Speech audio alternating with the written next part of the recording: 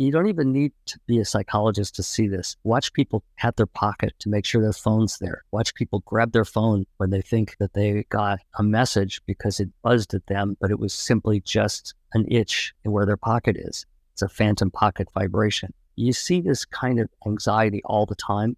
And my concern is that it affects people on a broad scale from the moment they wake up to the moment they go to sleep. Welcome to episode 31 of L Podcast. Our guest today is Dr. Larry Rosen, a retired psychology professor and former department chair at California State University with a specialization in the psychology of technology. Dr. Rosen has written 7 insightful books exploring the fascinating relationship between technology and psychology. His extensive research spans over 4 decades, covering topics such as multitasking, social media, parenting, child and adolescent development, business psychology, and neuroscience. Join us as we delve into these captivating subjects with Dr. Larry Rosen. You started writing books, it looks like, in the 90s with the Mental Health Bible. Your latest book is The Distracted Mind, Ancient Brains in a High-Tech World. You also had, in 2007, a book called Me, MySpace, and I Parenting the Net Generation, and I Disorder, Understanding Our Obsession with Technology and Overcoming Its Hold on Us, which you wrote in 2013, which was 6 years after the iPhone first came out. We're 16 years into the iPhone, and it seems like that book might be more timely now than it was then. In 2013, the smartphone had less than 50% market penetration, and in 2023, are we close to 90% smartphone penetration in the United States? If you were to update that book 10 years later, what would you say? It's got to be significantly worse than what you talked about, and I liked how you came up with the concept of the I disorder, which you describe it as narcissism, addiction, ADHD, compulsive behavior, all of which are exacerbated by constant interaction with the phone and social media. And that was the very kind of early days of it in 2013. That was before TikTok and Snapchat and a bunch of other of these apps. If I were to update that, a lot of it still holds. What I would probably be able to do is give more examples and more research. Since that book came out, there's been a tremendous amount of research on the impact of technology on mental health. And people are very concerned, all the way from psychologists to neuroscientists, about what this technology is doing to our mental health, to our brains, to our bodies. And yes, sadly, it has gotten worse since 2013. It's funny, I went back the other day, I wrote a book called Technostress back in I don't even remember when, the 90s maybe. And the title was Technostress at Work, at Home, and at Play.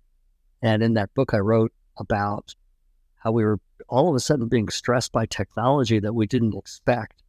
And I went back and read that book the other day, and I thought, yeah, this could be written today with a little bit more research backing, but basically we are stressed. This technology, it does such wonders for us in general, also just stresses the heck out of us. I mean, you've been talking about technology since the 90s. You're talking even before social media came out. I believe that you had a book in 1997, the Mental Health Technology Bible. You were a professor. I mean, you're retired now, but what was the first year that you started teaching? What year was that? I started teaching in 1976. I started studying the impact of technology in 84.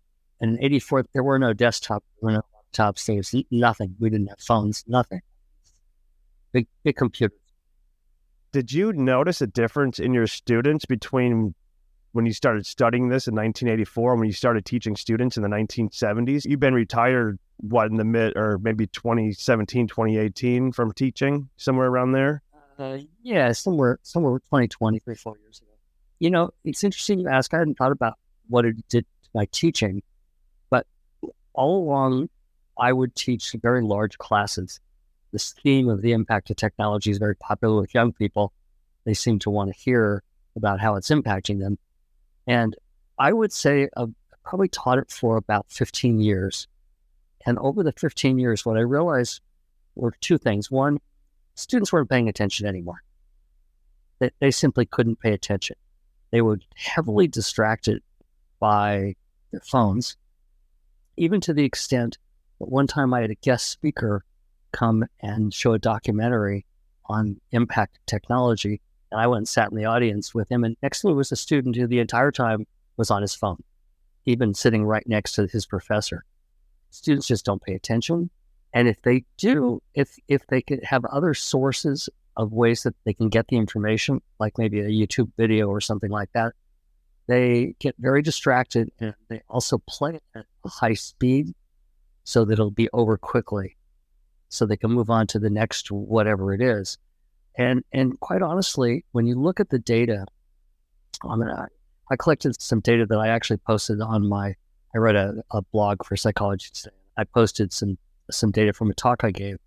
And what you find is astounding, that when you actually look at what people are doing, both teenagers and young adults, I hesitate to call them millennials or Gen Z. I don't think any of those titles work. But teenagers and young adults, they're checking their phone 100 plus times a day. They're on it for 7, 8, 9 hours. And what they're doing is almost always involved with connecting to somebody else. The top amount of time they spend on an iPhone is iMessage, but followed very quickly by whatever their social media choices are. Usually, these days, it's usually TikTok, followed by Instagram, followed by whatever. And they spend a tremendous amount of time doing that. What they don't spend a tremendous amount of time doing is interacting with people face to face. When did you really notice this in person? Was there a particular year that you kind of saw this transition, or was it just kind of gradual? The iPhone came out in 2007. So before 2007, you really couldn't have a social media app on your phone. You had to Right. your laptop when you had MySpace first come out. Right. And the iPhone was in 2007. Once MySpace came out, it slowly started to increase the use of these kind of technologies. Like MySpace was at its peak, was adding 250,000 people a day, which was phenomenal. But I think it's really when Facebook came out and became kind of ubiquitous across everybody, followed by all of the other social media. Also, when you were able to have the smartphone and carry it around with you all the time, it's like you're carrying this wonderful device. It's a camera, it's a GPS, all your messages, your email, it's everything you ever wanted in the world. But because it's everything you ever wanted in the world, what we started to see happening is people spending more time doing that and pulling their phone out of their pocket. So if you ask me when I think it actually hit the fan, so to speak, I would argue that was probably somewhere in the 2010s, 2010 to 2000, maybe 11, 12. And from then it's just gotten pretty much overwhelmingly worse. So we've been collecting data since probably 2008 on some of these issues. And you just see a huge increase in the use of the phone, of the technology in general over that time. And everybody, by the way, that I think is funny is that people think that it's just young people doing this. And yet, just walk out in the world and take a look. You find people in their 60s, 70s, and 80s with their phones all the time, tapping away. You find young children tapping away. It's ubiquitous. It's not just teenagers. It's not just Gen Z, millennials, or whatever. It's everybody. Yeah, since the pandemic in 2020, there's just kind of been a lot of craziness going on. And I think a lot of the social media has really fueled this. And then when you get into the real world, it's really not as bad as the way that you'd think it was if you just spent all day on social media. Yeah, I think that when the pandemic hit, it certainly increased the usage of technology. We're collecting data before the pandemic, during the pandemic, and after the pandemic. And yes, you did see a marked increase in faces in phones all the time, and it has not changed. It just stimulated this kind of rise in the use of technology. And one of the things that I think is really important to recognize is that it's when people say, well, technology impacts you, what does it impact? Well, if you really take a deeper dive into your body and your brain, it impacts your brain. It impacts the way your brain processes information. It impacts the way your brain is beset by chemicals that cause reactions. But probably the most common thing that we see now is even into the very young people showing much more anxiety about the world, for one. There's some statistics from the National Institute of Mental Health that suggest, they don't even suggest, they say that 31.1% of teenagers will have an anxiety-based episode during their teen years. That's basically a third of all teenagers. And I think that's actually an underrepresentation. Anxiety is rampant. You don't even need to be a psychologist to see this. Watch people pat their pocket to make sure their phone's there. Watch people grab their phone when they think that they got a message because it buzzed at them, but it was simply just an itch in where their pocket is. It's a phantom pocket vibration. You see this kind of anxiety all the time. And my concern is that it affects people on a broad scale, from the moment they wake up to the moment they go to sleep. And it affects sleep at night. It affects brain function during the day. It affects everything. And I was just reading an article before we started talking in the New York Times today about teenagers and young people, teenagers, young adults, who are now finding that they need to wear hearing aids. And why is that? Because they had their earbuds in all the time, and they were playing loud music, they were talking to people, and those kind of behaviors with your ears, with your hearing system, are going to have an impact. So what we're going to find is over time, we're going to need hearing aids, we're going to need special classes, we're going to need all sorts of accoutrements to help us deal with the fact that we spent too much time staring at screens and listening to things directly in our ears. Your book, The Distracted Mind, Ancient Brains in a High-Tech World, you talk a lot about multitasking, and I like this quote from your book. You say that multitasking may be the behavior you decide to engage in, but when it comes to what actually occurs in your brain, the term task switching is a better description. After university, I had a job interview, and the person asked me if I was good at multitasking, and I told the interviewer, I was like, well, no, because there's really no such thing as multitasking. You like do one activity, or you do two activities basically half-assed, or three activities half-assed. He's like, only idiots would say that. Like, he's like, you're not smart enough to actually be able to multitask. So of course I didn't get the job, which wasn't a big deal, but said he was just a master multitasker. And a lot of people I hear say that. You can talk to someone on the phone and you can tell when they're doing something else. It's so obvious, and that's without video. It's clear when people are distracted. Even responding to a simple email when you're on the phone, you can't even do. Can you talk about the task switching? Research shows people who think they're better at multitasking are actually the worst at multitasking. They think they can do it, but if you put them in an actual task where you force them to multitask, they cannot do it. Now, multitasking is real. I can walk and chew gum at the same time. Those are two tasks. I can drive my car and listen to music, two tasks. What I can't do is listen to music and write anything, because yes, those are two tasks, but both of them then become cognitive. And the more cognitive resources they require, the less likely it is that I can do both. So people, for example, who say, oh yeah, I can watch the news at night and read a book, for example, or I can watch the news at night and play a game on my phone. Both of those are cognitive tasks. Both take resources. So what's happening in your brain? Well, imagine that you are talking to me right now, and in your brain, the information of what I'm saying is this is not really true, but it's as if sort of an area over here of my brain or your brain has lit up and oxygen is being delivered by the blood in your brain.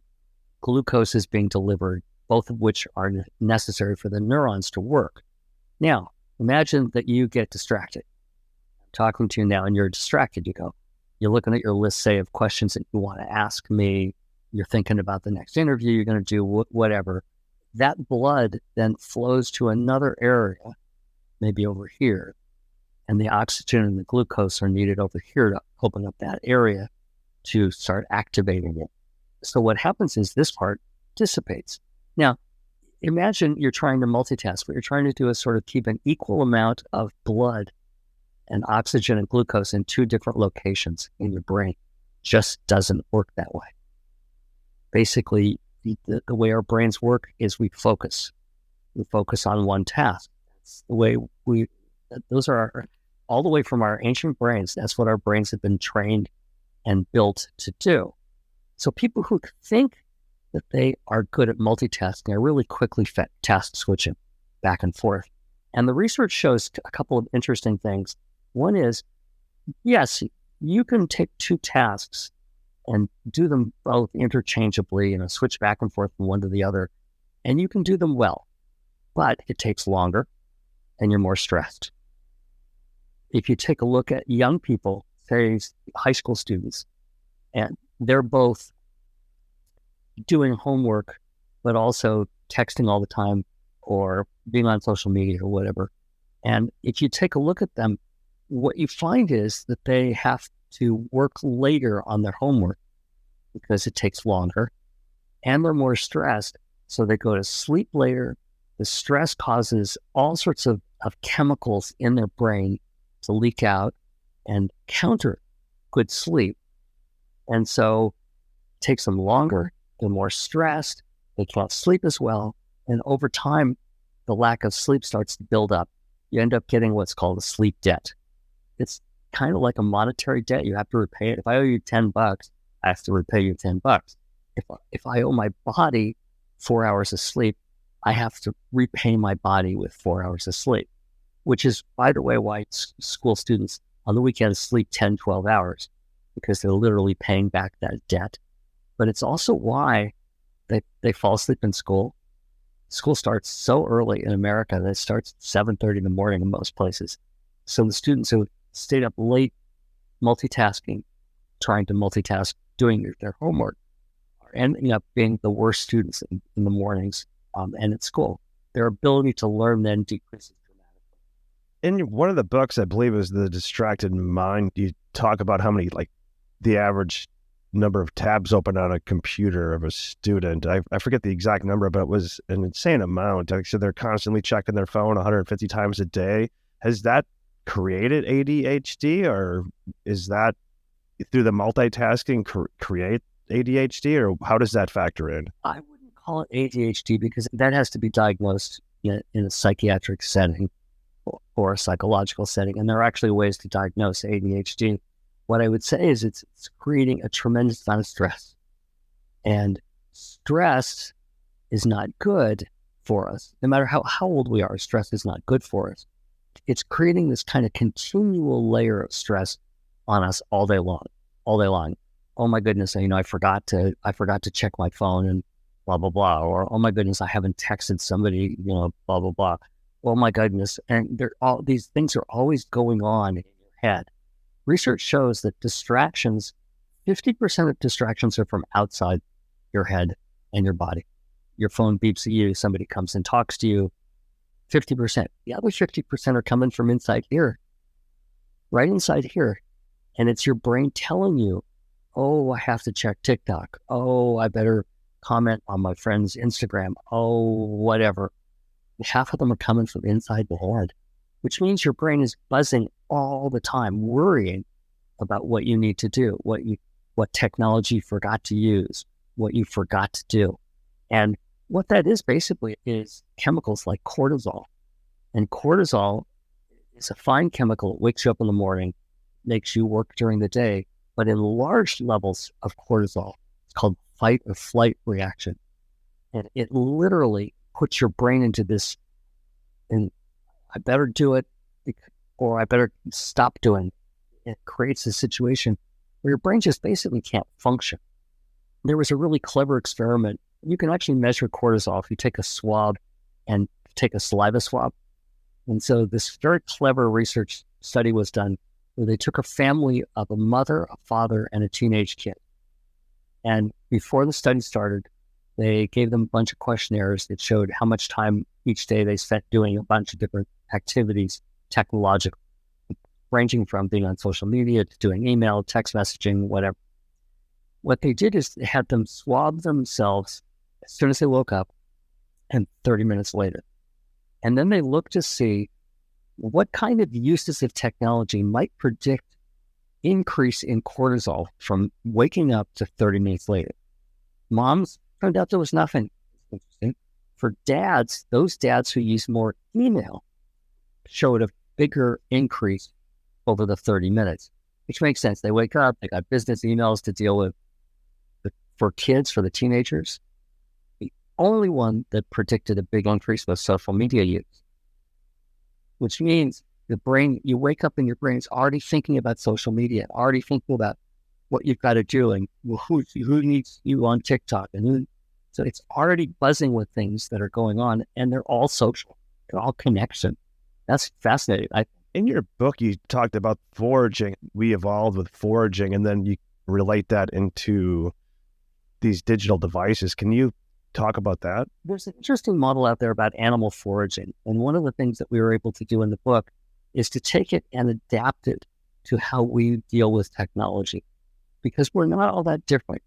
For example, imagine that there's a squirrel up in a tree eating acorns, and the squirrel has to decide when to go from this tree here across to another tree to get more acorns. So how does the squirrel decide? Well, the squirrel might be a smart squirrel and goes, well, I'm going to eat almost all of these acorns, but I'm going to leave some here, and then I'm going to go to the other tree. That smart squirrel might make it and not get caught by another predator on the way. But the problem is that most squirrels will just go, oh, I better get over to that tree now, regardless of how much is left. Now, if you think about it in terms of technology, this is what makes us multitask. Imagine the acorns are social media, for example. Imagine that you're in that tree, you're on your social media all the time. What then tells you to go to another tree, to change and do something else? And the answer is, we're like animal foragers. We're not very good at this. Now, granted, unlike the bad squirrel, we won't get caught by predator, but the predator then becomes the brain and the chemistry of the brain. That's where the problem happens. There's so much technology available to distract you that you make stupid decisions, just like squirrels make stupid decisions. But those stupid decisions, the ramifications may not be immediate. But if you imagine, I've worked a lot with teenagers and high school students on this, and imagine that you're that stupid squirrel who keeps going back and forth from tree to tree to tree to tree, even though there's enough acorns in one tree to eat and be fine. That's kind of the stupid student who's doing the same thing, reading their math book and then switching to looking at TikTok and back to Instagram and back to the math book and back and forth. They're not going to get eaten by a predator, but they are going to have problems. And the model actually, it shows and demonstrates that we're just bad squirrels. If you were, say, a parent and you had young kids, if you were a younger version of yourself, what age would you give your kids a cell phone or let them on social media? I'll answer the second one first. Let them on social media. Technically, you shouldn't, not until they're at least legal age of 13 to be on social media. However, regardless of that, if you let them be on social media, parent has to own the social media, meaning that they have to have the password. They have to be the one that sets the time that the kid can go on social media. They're the ones that need to know who their kid is talking to on social media and need to be a responsible parent and watch over their kid. When should they get that phone? Well, before the pandemic, what I used to tell people is when the kid says, Mom, Dad, all my friends are on X, TikTok, whatever, and they're all planning things to do. Overall, the key to all of this is that there is no right time to give your kid a phone. The pandemic put kids in front of phones and iPads and Chromebooks a lot during the day. And so the kids all came out of that wanting their own phones. If you give your kid a phone, and say at 11, which seems to be about the time, the average age right now, if you do that, it still has to be your phone. You have to own the phone. meaning you get to look at it anytime you want, meaning you get to lock it up at night when the thing goes to bed, meaning you own that phone. Too often, parents just give their kids a phone and assume that they're just being great consumers. And in general, they're not being great consumers. They're not doing a very good job of consuming because they're the most distractible people. And so they will constantly get distracted and spend more time on their phones. And I've seen this. I have 5 grandkids, and I've seen this with my grandkids. Well, I've seen this with my own kids as they grew older. The phone is too enticing for a young brain. But on the other hand, if the kids need that to communicate with their friends, well, you've got to be a good parent and parent around that phone. By the way, is to give the kids watches, like Apple Watch, which is probably a better thing than giving them phone because it's harder to do things on the watch. And at least on the watch, if you want to know where your kid is, you can locate them, or you can text them and say, come home, do simple kinds of things. But the phone has just too many more things they can do. Yeah, I was reading one of the autobiographies on Steve Jobs, and in that book, he said that he didn't let his kids have an iPhone or an iPad. Do you think that Steve Jobs knew how addictive this was going to be in 2007 when he released it? Yes, I do. I think he was very, very prescient about this. I'm also listening to Steve Jobs' biography when I walked the blog, and I'm fascinated by the combination of his brilliance in being able to create this technology and create the technology, had the ideas to create the technology, and his personal view about the technology, that it was not for kids. And so he did keep his kids away from it. And I know a lot of people who are heavy into the technology world who will not let their kids have technology. They recognize the potential dangers. And when I say dangers, I truly mean that there can be physical dangers, mental dangers, all sorts of dangers here in not being a good parent and not parenting kids about technology. And parenting is simple: rules, consequences, behavior, consequences. You do good behavior, you get positive consequences. You do bad behavior, you get a negative consequence. It's pretty simple. When you're talking about the phone, I mean, for example, if my kid was 11 and said, I want a phone, all my friends have a phone, I'd say, okay, how much time do you think you need to spend on the phone each day? And then we negotiate, and maybe we come up with an hour a day or an hour and a half a day. And then we set rules. If you say, get off your phone when I tell you it's time to come to dinner, immediately, then you get 15 extra minutes of phone time anytime you want. So you set up these kind of rules and consequences.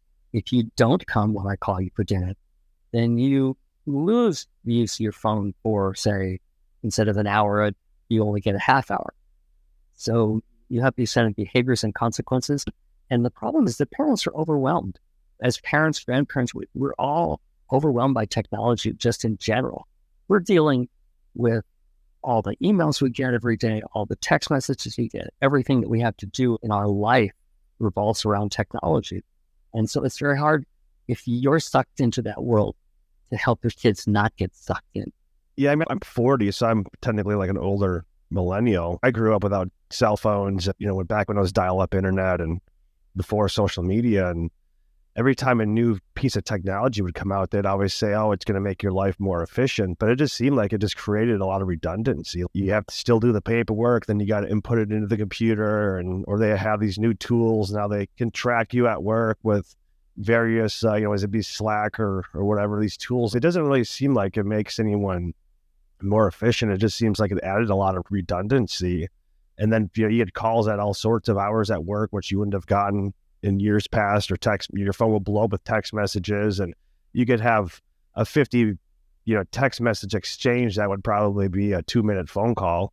But then it's like people don't want to talk on the phone anymore, or people that do want to talk on the phone will call you on a video call when you're like out walking around or something. What do you think? I mean, you're 73, you kind of lived through this whole transformation. I think technology is brilliant, and I think that it offers us a tremendous array of ways to do things that are easier. Just think about the GPS, for example. Again, I'm 73. So in the old days, I would get a Thomas Brothers guide and I'd have to turn the pages, find where I am, plot my route. It tells me where to go. The camera, I mean, what would I have to do? I'd have to carry a separate camera. Now I don't. I mean, I could go on and on about the brilliance of smartphones and what they offer. The problem is they're brilliant and they offer a lot. And that makes us feel like we have to consume a lot. As a consumer, we get sucked into this world because the phone is just omnipresent. There are companies now, by the way, that are instituting what you might call a 7-7 rule, reflecting the idea that, yes, you might get phone calls from your coworkers, your boss, or more likely text messages or emails. But after 7 p.m., you don't really have to address them until 7 a.m. the next day. That helps people keep their sanity and keeps themselves from going nuts. Remember the experiment for dads, the only thing that increased their cortisol from awakening to 30 minutes later was they used more email, obviously more business use of email. So it's funny. I'm an optimist in the long run and a pessimist in the short. I see what's going on. I get behind cars at a stoplight and the light turns green and the person ahead of me doesn't move because their head's down and they're looking like that.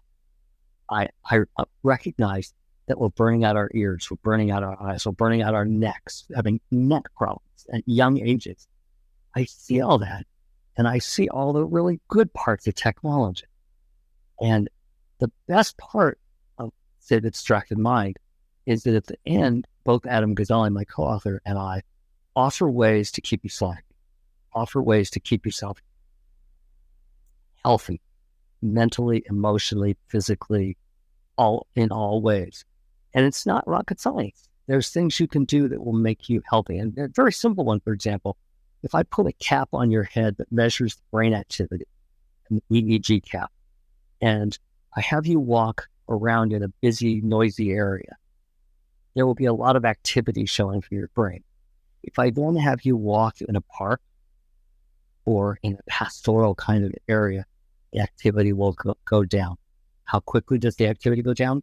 Very quickly, 5-10 minutes, you're calm. So one simple thing you can do is take breaks from what you're doing. Go outside, look at the sky, look at nature, get the craziness in your brain calmed down. And the research shows that if you do this about once every hour, hour and a half, and just for about 10 minutes, that you end up being better to your brain and your body. They react to it's not rocket science. It's a very simple kind of things to do that come direct from really good, strong research. Yeah, I believe you also said mindfulness, meditation, as well as warm water is able to calm you down quite quickly. There's lots of simple ways to do that. I think 10-minute mindful meditation is a brilliant way to calm yourself down. I think going and talking to human beings face to face is a brilliant way to calm yourself down. There's lots of simple things you can do, but you have to recognize that your brain gets overloaded. The brain's trying to figure out what to do. And back to our example with the oxygen and the blood going back and forth, you just need to calm it all down.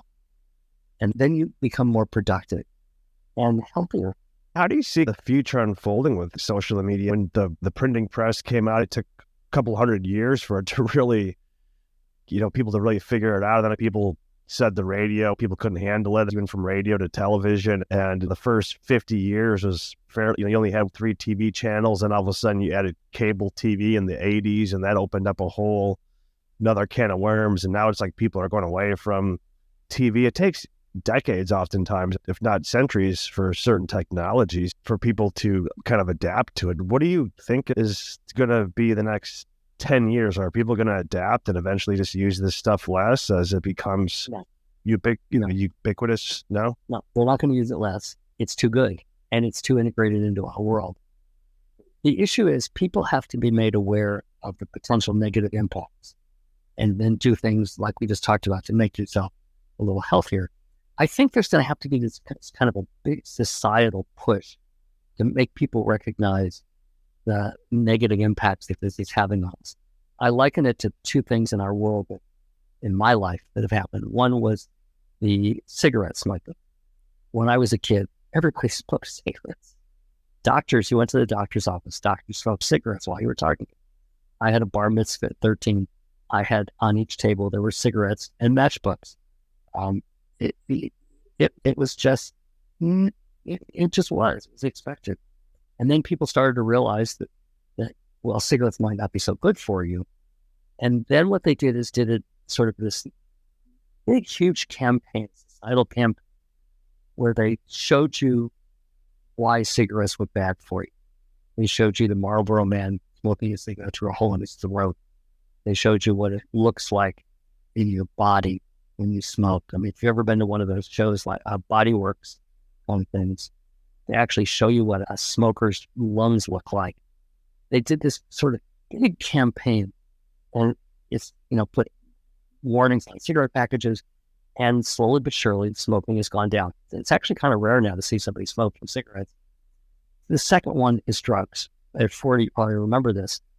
This is your brain on drugs. And they broke the egg and put it in, and there's a fizzle. This is your brain on drugs. That campaign, plus a lot of other things that they did, has helped reduce some of the drug problem. Not all of it. It doesn't do it quickly. It's a very slow change. Cigarettes took probably 30 years to get to where we are, 40 years. We're going to have to see some sort of a large-scale campaign like that. Something big is going to have to happen where the technology creates a major problem. If somebody is texting while they're driving and kills somebody in port, whatever it happens to be, something's going to have to happen to kind of push that from a bigger level. And there is legislation roaming around the House and the Senate looking at putting government regulations on these things, but it's going to have to be personal choice. It's going to have to be somebody somewhere at a big level shows you all of the problems that this technology has led to. People addicted to gaming and they can't stop. In fact, it was a bad story where a young couple so addicted to their gaming at night that they forgot that they had a baby and forgot to feed the baby, and the baby died. Had that happened now, that might be a good basis to start this kind of large-scale societal campaign. People have tried to start it. They've tried to come out with a book or a talk or something. And there's lots of TED Talks, for example, on this. But so far, nobody wants to do it because it's too good. We're getting too much pleasure out of it.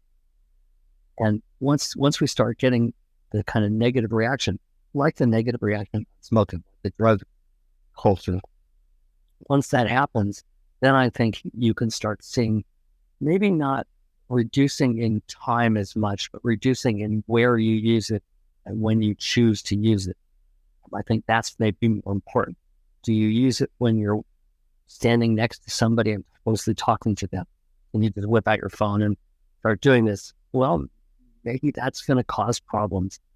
Those kind of things have to take a very slow change over time. Yeah, talking about kind of that transformation, it reminds you of when the car came out, you didn't have seatbelts and you didn't have windshield wipers or anything, and all of a sudden you didn't have DUIs, and then when they had a DUI, I believe that the original DUI was like 0.15, or maybe it's even 0.2. It was really, you'd be blasted, and still we're basically under the limit. So, but it took decades for those changes to take place. Yeah, and actually that's another good example of how drinking and driving has been poo-pooed along the way. Designated drivers, using Uber or Lyft. There's lots of now choices so that you don't get into accidents and into problems. So yeah, I think as a society, we're just going to have to start having people help us understand that, yes, this is a great device. This phone is magnificent, but there are ways that it's misused and harmful. I mean, again, kids are all going to be wearing hearing aids. All of them. Is that a good thing? Well, I don't know. Maybe it's not a good thing. Kids have to wear hearing aids because of what they've done to create the problem. They've nearly burned out part of their hearing system. What do you think about China, where they have only certain hours you're able to be on social media, and they lock your phone if you play video games over X number of minutes? Is that something that you think would be beneficial, or you think that's a little too totalitarian? It would be better to have parents make those rules than to have the government make those rules. Yes, the government made those rules to warn you about cigarette smoking, but they didn't force you to smoke them. They just laid out all the facts that parents are going to need to take charge for their kids. Young adults are going to just have to work together to deal with this. But in the long run, I always think of things as pendulums swinging. We swing this way, and then we swing back and very little. And then we try to swing back to the middle, where we kind of have an equilibrium amount. Like smoking's never going to go away, but we're kind of in the middle now, where we're not overly smoking or telling everybody you can't smoke anymore. We're just in a way that smokers feel like, well, they have to go outside and smoke. They can't do it in the house and subject other people to secondhand smoke. In the long run, it's going to be an issue of the government. Yes, they can show examples of this. I mean, the old days, I remember my kids were in school and they used to bring this beat up car. And then they would tell the story about why the car got beat up was because somebody was drinking and driving. And they or on drugs and driving. It's all part of the DARE program. It may be that we need to do something like that to show people using their phones in ways that crash cars, using their phones in ways that fry their brain, disrupt their brain. We can do it. We've done it before. As a society, we've done this before. If left unchecked, what's going to happen is people will be spending more time on their phones and less time in the real world. And what that means is less communication. Yes, they think they're communicating when they're texting, but they're not. They're just using words. They're not getting feelings across. They don't know what the other person is thinking or anything. Those kind of activities are going to have to get back into balance. And one of the ways to do that, by the way, is have kids in classrooms all put their phones away when they come into the classroom. Then there can be interactions between the teacher and students. I've seen schools where they have banned use of phones between classes. Why? I remember walking between classes, we'd walk and talk, right? We talk about what we're going to do later on, whatever. Kids are just on their phones. They don't walk, they don't talk. I mean, they walk, they just don't talk. So schools have banned that use to try to increase the amount of a personalized interaction. It's interesting because I can talk to you right now and I can get some cues from you from watching your face, your words, but I'm only seeing you from here up and you're only seeing me from here up. You're not seeing my body language. Even video is really not quite there yet. It's not quite communication. It's just connection. Yeah, we had David Sachs on a couple of months ago, and he wrote a book, I believe, called The Future is Analog.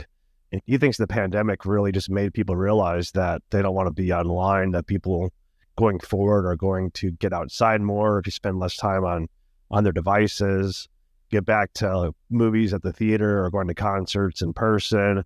They mentioned about how there's a big push for LPs again and actually collecting CDs and going to thrift shops and things like that. When I talk to some young people, I have some friends that are in their 20s, and I know a lot of them that don't have any social media. They're like, oh yeah, they're like social media is for old people, but they see their parents just being insane from it, so they don't. And it's, what do you want to do? You rebel what your parents do. If your parents are on social media, you just do the opposite. Do you think we're going to have this big push to analog in the next decade? I think 20 years, that may happen. I kind of think differently about what the impact was of the pandemic. I think it actually, from our research, showed that people were using them more after the pandemic than they were before the pandemic. We tried doing some research where we tried to get people to stop using their phones. We gave them lots of ways that they could stop using their phones. including some of the ones we've already talked about. And what we found was that, during the short period of time that we did the study, they spent less time or checked in less often. But as soon as the study was over, they went right back and actually did more. They checked in more often. Look at check-ins, meaning you pick up your phone and you unlock it. Face ID, number ID, whatever. When I started studying this about 10, 12 years ago, we were looking at maybe 50 check-ins a day. Now we're looking at 3 times that. And if you think about it, if you check in 150 times a day, and let's imagine that you sleep 8 hours, so you got 16 hours a day. Get the number of minutes out of 16 hours a day, divide it by 150, and you'll see that we're checking in often, like every 2 to 3 minutes. We're literally checking our phone all the time. If those numbers start to go down, then I'll start to feel more confident. I've just watched them increase slowly over the last 10, 12 years. Like I said, in general, an optimist. I really think that this stuff is good. I just don't think that we've learned how to handle it yet. And I think he's right that in some way that there is a slow movement back to analog kinds of things. But I don't see anybody carrying around a second camera yet. And I don't see anybody going through a Thomas Brothers guide looking where they're going. I can give you lots of examples where people are using all the techniques and the technology built into my phone. And this thing right here, most people have it within a few inches of their body all the time, 24 hours a day. They sleep next to the bed, often leaving it either on vibrate or on ring, as though something important might happen during the night that they need to check. So, well, I think that his idea is a good one. It's hopeful, but I don't think we're going to analog too much. Yes, we're going to back to CDs and we're going back to LPs and stuff. But that's minimal. If you look at the sales in those things, they're minimal.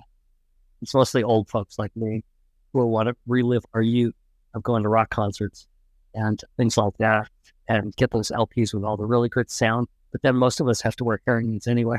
So it's really good sound. It's not really good sound for us. Were you ever hired by one of these tech companies as a consultant to figure out how to get people more engaged? No.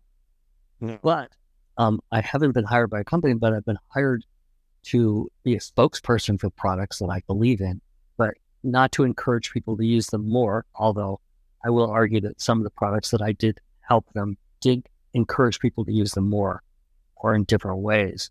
There's a couple of really good books out there on this issue of how do you stop yourself from getting sucked in. And it's going to take a lot of willpower to overcome that.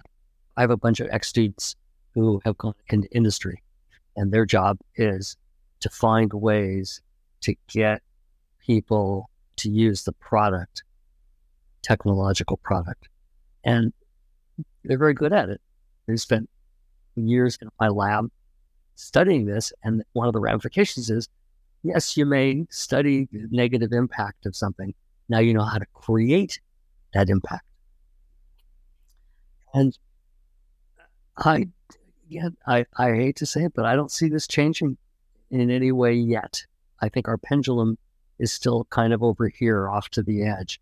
I think when it starts to swing back, we'll start to see some changes, but it's going to take something dramatic, like this is your brain on drugs. This is your smoking through a hole in your throat. It's going to take something really dramatic to get people to stop being sucked in and be able to make themselves healthier and do it in healthier ways. I hate to sound like a negative person, but I really think that this is what we're doing now. We're just following along. New technology, fun. New social media site, everybody's on it. It's all fun. It's all interesting. Is there anything comparable to social media from when you started doing this in 1984, or is there no comparison? No, it's funny. Back in the 1980s when I started this, the biggest thing were games at that point. But they were very rudimentary games. A gamer would laugh if they looked at them. But then I remember my youngest son was about 10, I think. And we went to a Dave and Buster's and just set him loose, gave him a bunch of quarters, go play what you want.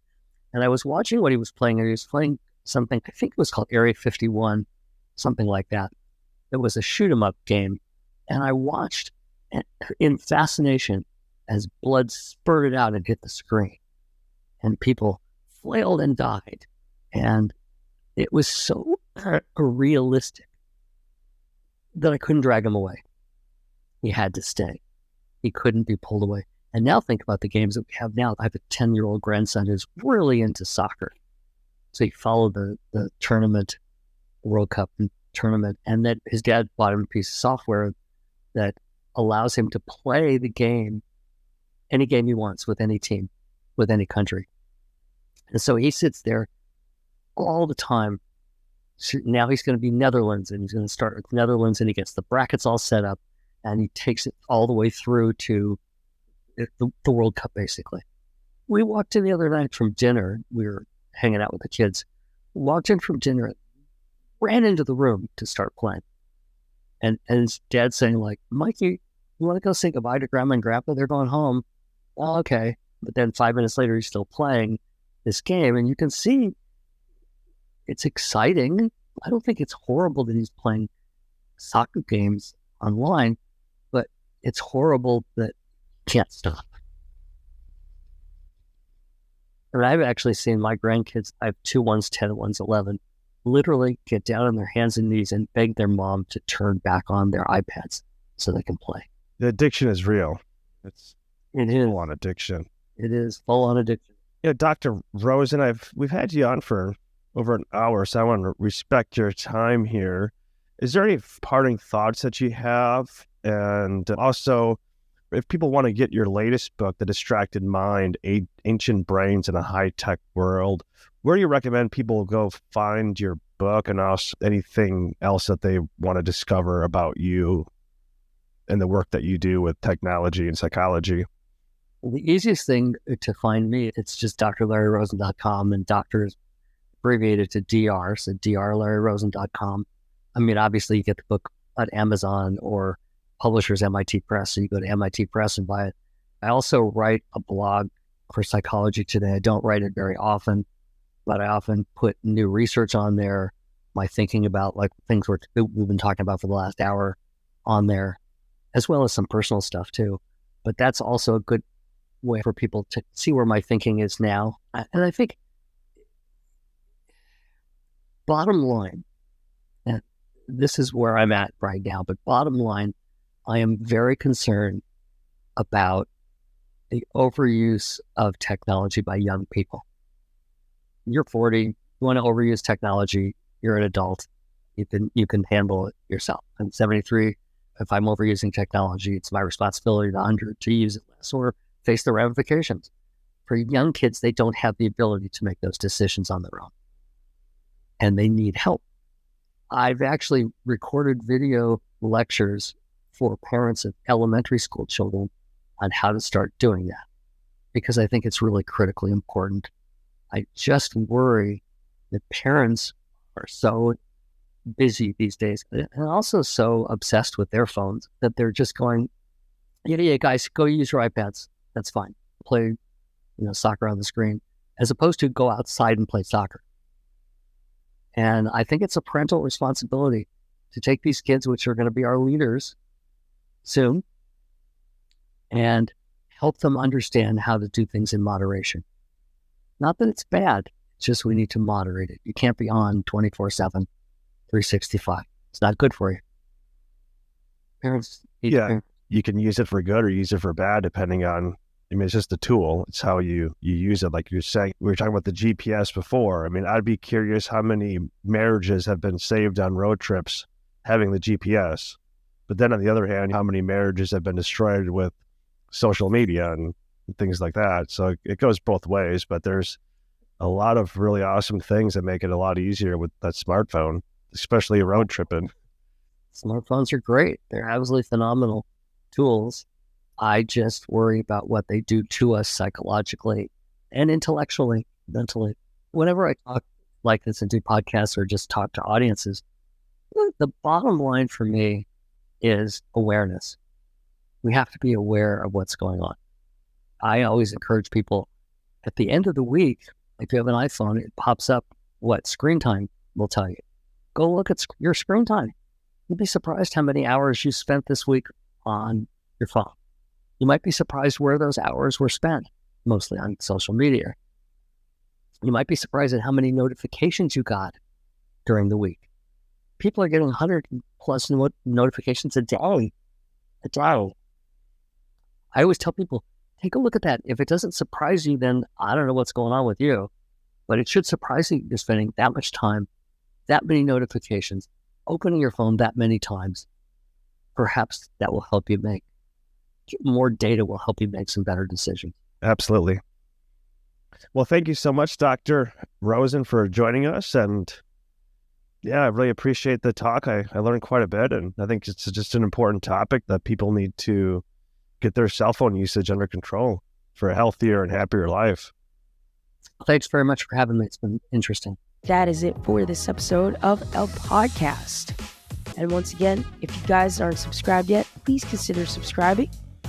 And find us on Rumble, Spotify, and Apple Podcasts as well. We thank you all dearly for watching and listening. I will see you on the next episode.